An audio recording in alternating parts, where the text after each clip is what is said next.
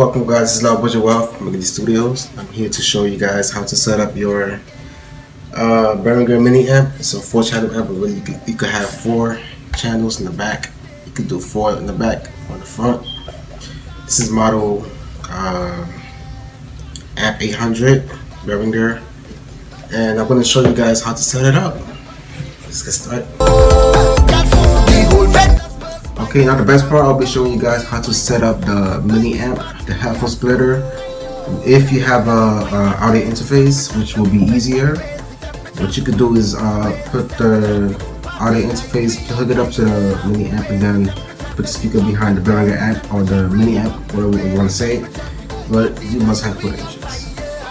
Okay, guys. So first, you grab a 1/4 inch, put it in one, which is the left side. Put it behind the audio interface. Second. Now that same cable, put it in A or in left on the mini amp. Push it in there. Now you want to grab the other end and put it in the right side of the box. Then you also want to hook that up into the B side, or I'm sorry, the A side, but put it on the right.